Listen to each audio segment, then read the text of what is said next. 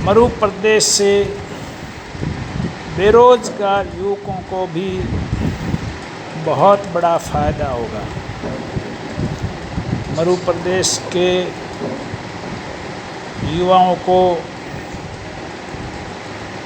अनेकों रोजगार के अवसर एवं संसाधन उपलब्ध होंगे। भारत के अंदर 11 राज्यों को विशेष श्रेणी के राज्यों का दर्जा दिया गया है, जिसमें अरुणाचल प्रदेश, असम, हिमाचल प्रदेश, जम्मू और कश्मीर, मणिपुर, मेघालय, मिजोरम, नागालैंड, सिक्किम, त्रिपुरा और उत्तराखंड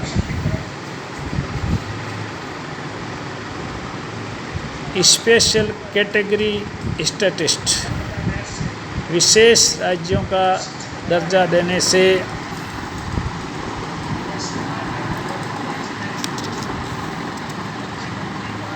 केंद्र सरकार की तरफ से दी जाने वाली सहायताओं में विशेष रूप से लाभ मिलता है। जिन राज्यों को विशेष राज्यों का दर्जा दिया गया है, उनको भौगोलिक एवं वित्तीय स्थिति को देखते हुए, अर्थात भौगोलिक और पिछड़ेपन को ध्यान में रखते हुए उनको विशेष राज्यों का दर्जा दिया गया है। राजस्थान की भौगोलिक विषम परिस्थितियाँ हैं। यहाँ मरुस्थल है, दूर दूर तक रेत के समुद्र बिखरे हुए पड़े हैं, पानी का अभाव है और सौर ऊर्जा अपने यहाँ खूब है।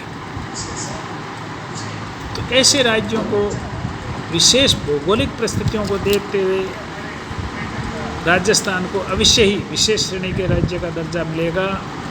विशेष श्रेणी का दर्जा मिलते ही केंद्र सरकार की तरफ से जो भी वित्तीय सहायता मिलेगी, उसमें 90% पूर्ण रूप से सहायता के रूप में तथा 10% सिर्फ राज्यों को कर्जे के रूप में मिलेगी। अर्थात राज्य सरकार की देनदारियां घट जाएगी।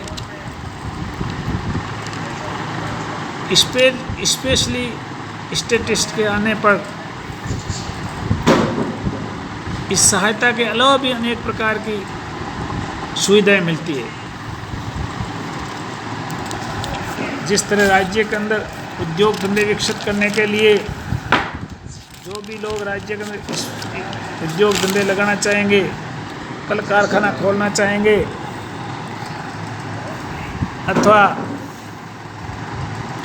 उन लोगों को भी उत्पाद शुल्क में, सीमा शुल्क में, आयकर, बिक्री कर और कॉर्पोरेट टैक्स के अंदर बहुत सारी छूट दी जाती है। इस प्रकार की छूट देने से निजी व्यवसायियों का पूंजी का बहाव ऐसे राज्यों की ओर बढ़ता है।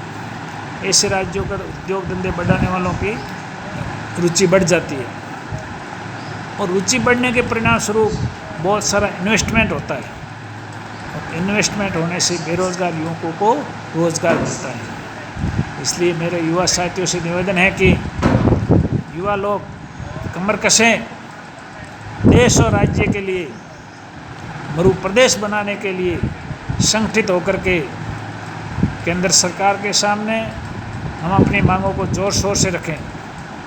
हमारी मांग बिल्कुल जायज़ मांग है और इस प्रकार की मांग को अगर माना जाता है तो यह देश और राष्ट्र के हित में होगा। हम सीमावर्ती राज्य के निवासी होंगे और सीमावर्ती राज्यों को भी विशेष दर्जा देने का प्रावधान है।